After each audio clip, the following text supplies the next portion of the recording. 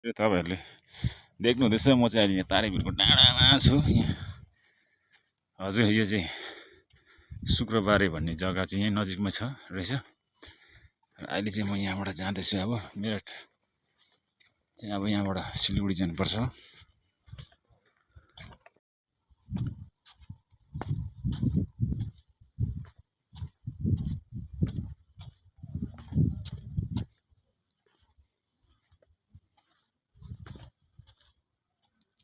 म चाहिँ अहिले तारेभिरमा छु। यहाँको सिन चाहिँ एकदमै दामी छ, मजाको छ। यो जे तल हेर्नुहोस् कस्तो मजाको सिनहरू छ।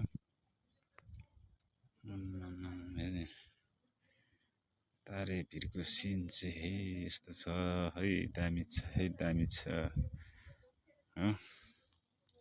बस साथीहरू, अहिले चाहिँ म फिलहाल